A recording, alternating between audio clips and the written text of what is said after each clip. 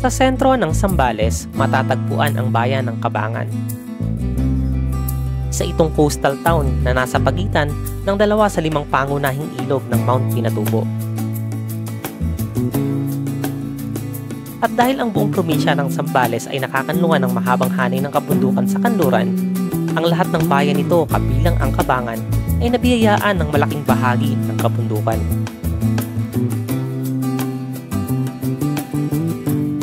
Tara, akitin natin at silayan ang ganda ng kalikasan mula sa mga kabundukan ng Cabangan.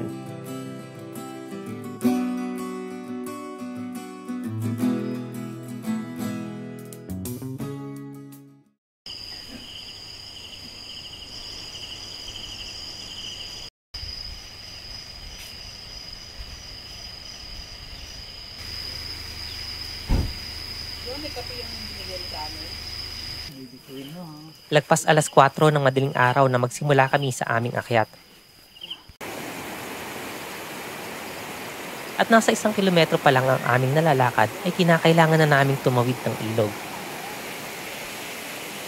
Malalaki rin ang ilog ng Cabangan at dahil katatapos lang ng ulan, medyo malalim ang tubig sa ilog na umaabot hanggang hita.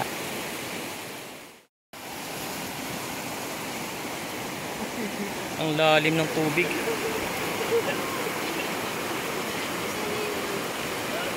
Lalim.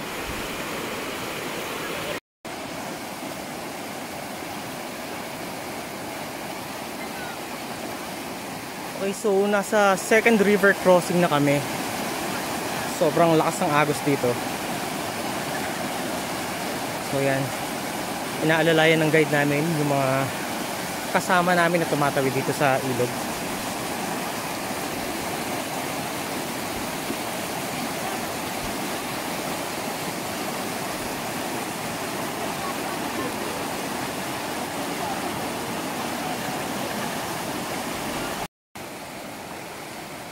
So ayan, hindi ko na alam kung pang ilang river crossing na namin to, pero siguro mga pang 5 na ganito kalaki yung ilog.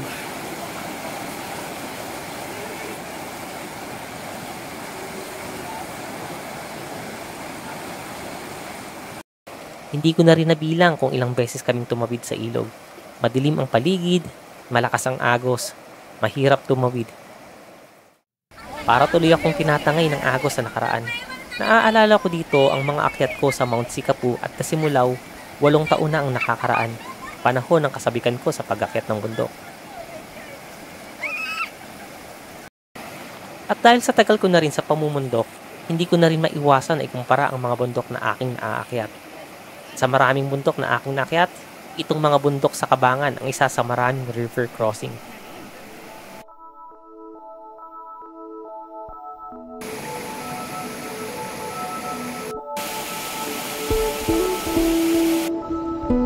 Nasa halos 10 kilometro ang layo ng unang bundok mula sa Jampo. Ito yung pinakamahaba at masasabi kong pinakamahirap sa 6 na bundok ng Cabangan Circuit. Maraming river crossing, hindi pa kasama dito ang pagtawid sa maliliit na sapa pagkalagpas ng malaking ilog.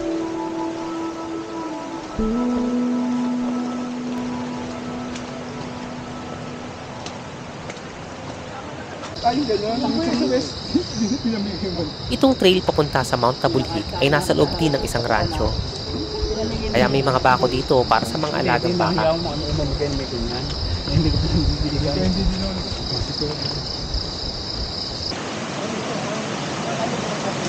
Mapuno na.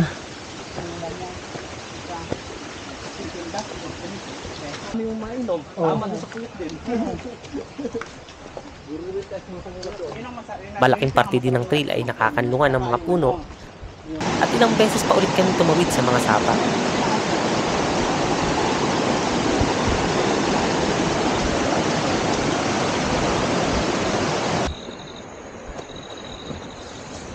Almost 4 hours na kaming naglalakad and wala pa kami sa unang summit. Almost 3 hours pala. So yun yung summit ng unang bundok. Pagdating namin sa paanan ng unang bundok, dito na nagsimula ang ahon. Maliwanag na ang paligid at mula dito ay tanaw ang mabababang bundok, pati na rin ang karagatan sa kanluran.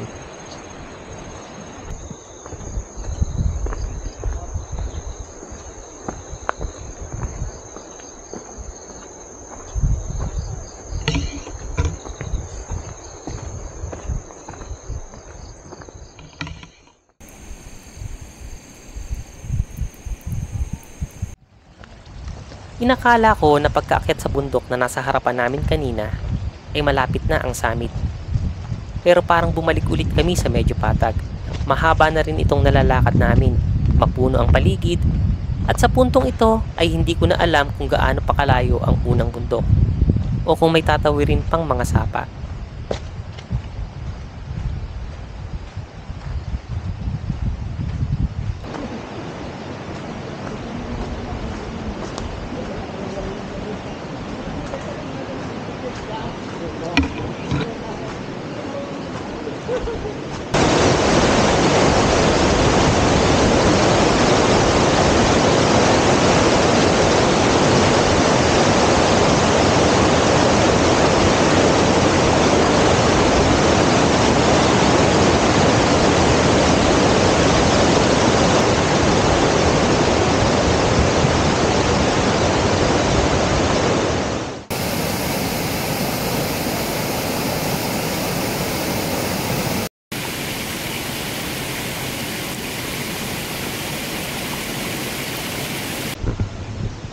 Kumain na kami ng almusal sa ilog kanina at heto, ahon ulit at mukhang malayo pa sa katotohanan ang unang bundok.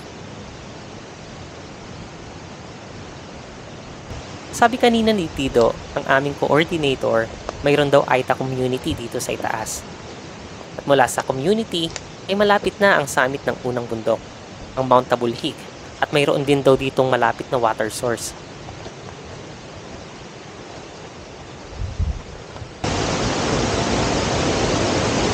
Tatawid na naman kami sa sapa. Hindi ko alam kung pang ilang sapa na to.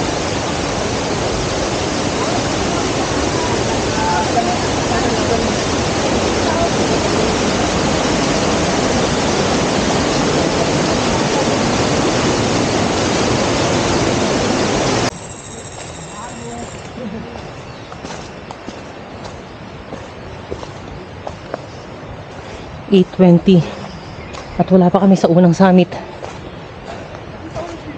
Grabe.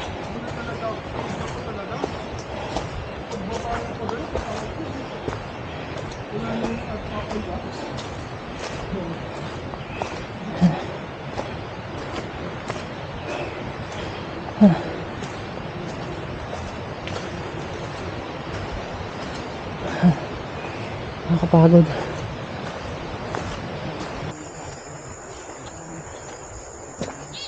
Mainit na.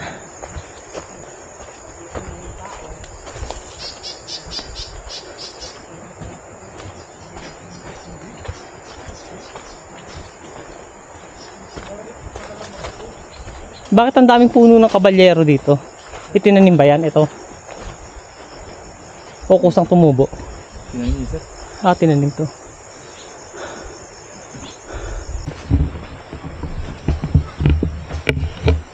It's 8:51. So nakarating na kami sa Aita community. Nasa panon ito ng First Mountain. So wala pa kami sa First Mountain.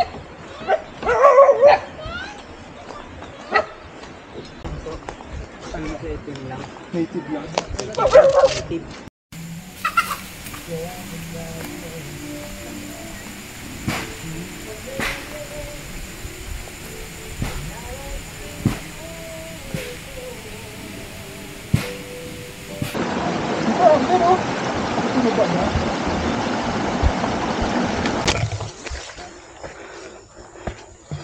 Akala ko graduate na ako sa Talahib. Pero eto.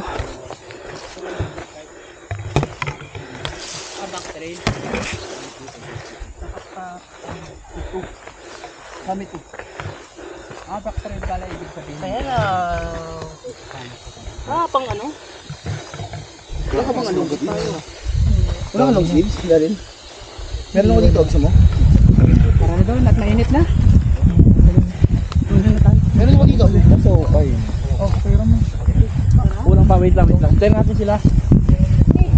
Tayo natin na pala. Okay, so yung pangalawang grupo ay unang grupo na nagsimula ng alas 2 ng madaling araw. So medyo inabutan pa namin sila dahil nagsimula kami nagpas alas 4 na.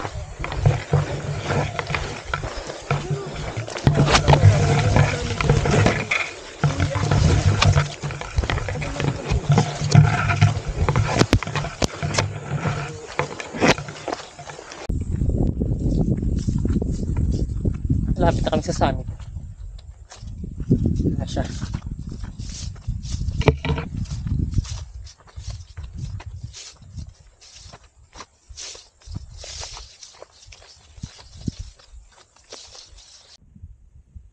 Nasa halos 1 kilometro mula sa komunidad ang tuktok ng unang bundok. Nasa ibaba nito ang signage kung saan matatanaw ang Bukaw River. Dito na rin kami nagtipon ng aking mga kasama. So, ito na tayo sa first summit. Mount Tabulhik Summit. So nakalagay dito Butolan. Sakop na to ng Butolan. Boundary lang, sir. Boundary na to ng Butolan.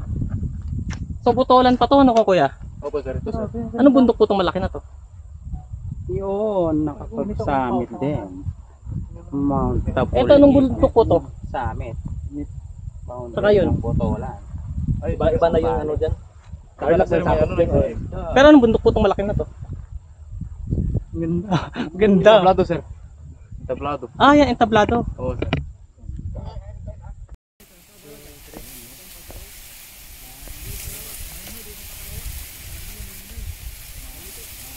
Maganda yung ganun ta.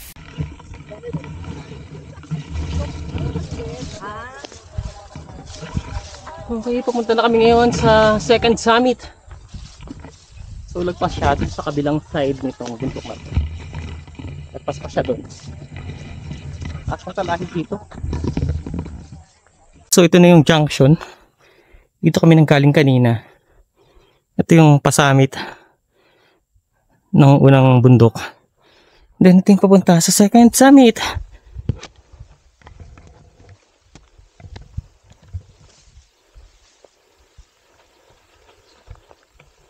Yan, patalay pa din.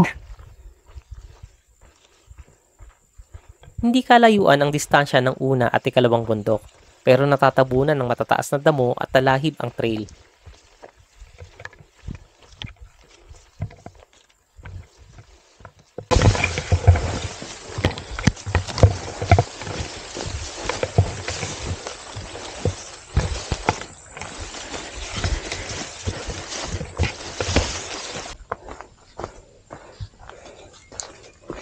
From Talahiban, nagbago yung trail.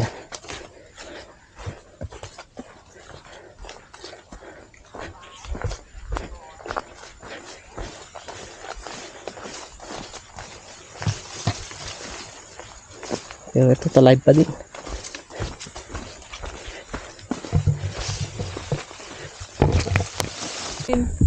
Ibang grupo yun. Hindi kayo nakasamit dun sa isa. Second summit, May ano din, may ganyan. Sign. Ganda dun. Oh. Matulipok. Baka matisod kayo ha. Sige po. So papunta na kami ngayon sa third mountain.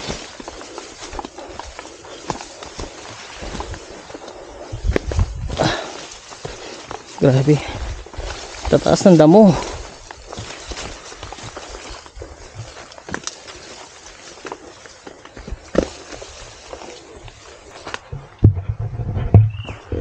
Papunta na kami ngayon sa third mountain.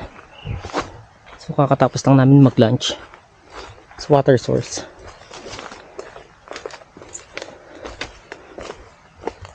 Medyo marathon to ah.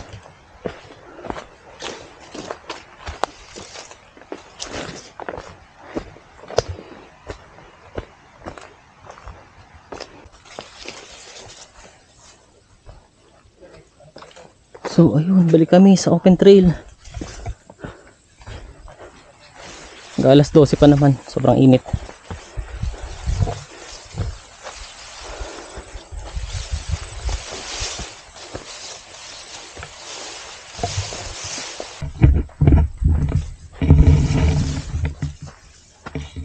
Okay, third mountain. Kaphukan. Mula sa ikatlong bundok ay matatanaw sa malayo ang natitirang tatlong bundok na aming aakyatin. Mula rin dito ay open trail na ang aming dinaanan. Matalahib ulit at sa pagkakataong ito ay sa ridges na kami ng bundok dumaan. Okay, fourth mountain, Parel. So open trail na to. Sakto. 12:10 PM na.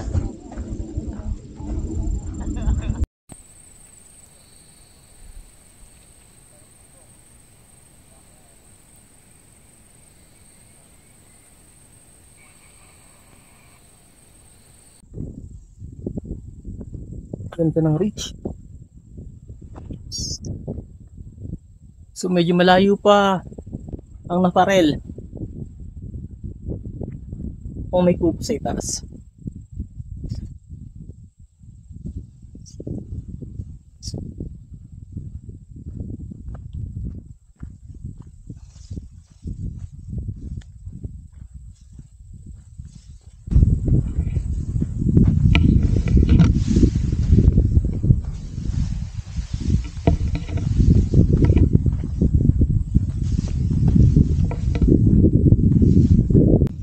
Uwihan, medyo malapit sa katotohanan.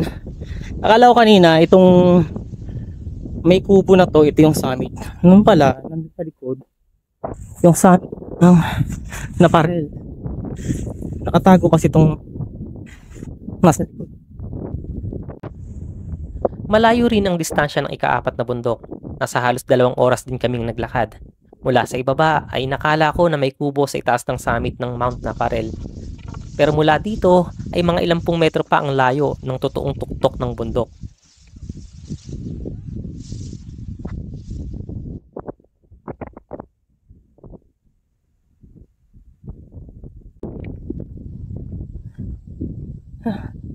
Okay. So nandito na tayo sa ika-4 na bundok. Ang summit ng Naparel. So, nasa 1,050 meters above level siya. Ganda. Ganda ng view.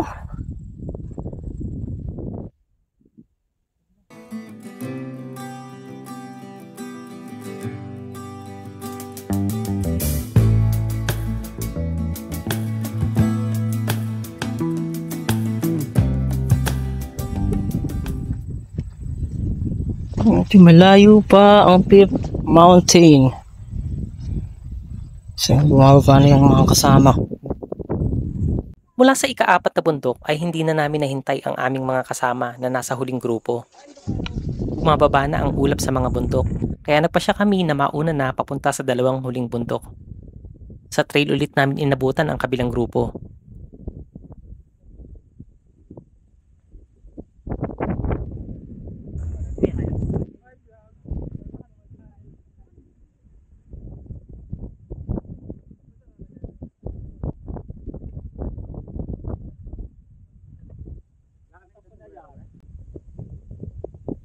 Halos pareho ang taas ng ika-4 at ika-5 bundok na parehong may taas na lagpas 1,000 meters above sea level. Malapit lang din ang distansya ng 2 bundok, pero mayroon ding assault paakyat ng Mount Bubungan.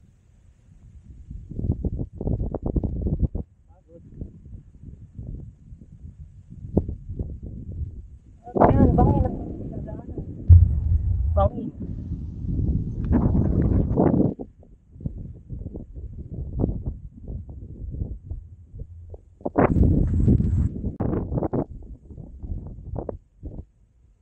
Mula dito sa Fifth Mountain. Papunta dito. Hindi makasama natin.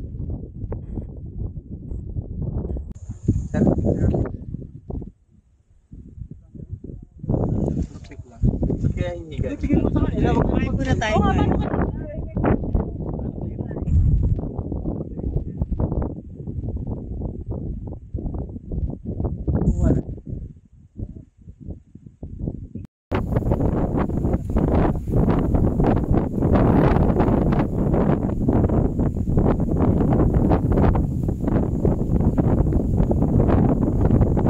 Matarik din ang bangin pababa ng Mount Bubungan, kaya kailangan din na mag-ingat. Hindi ko kumakapal na yung ulap. At pinokopera na niya ang mga pabundok.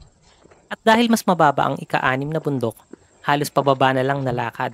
Ang ahon na lang dito ay yung pasamit ng Susundalaga. So, pababa na kami papuntang Susundalaga.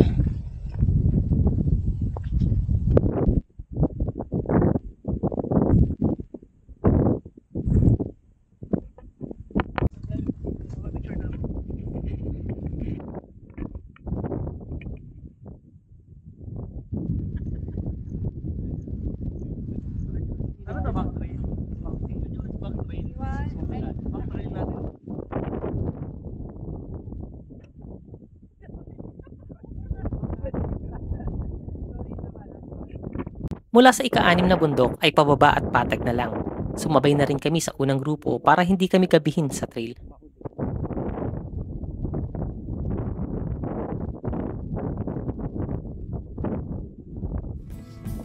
Maraming taglay na ganda ang ating bansa, pero iba sa pakiramdam kung personal mo itong mapupuntahan.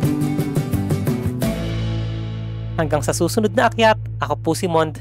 Maraming salamat.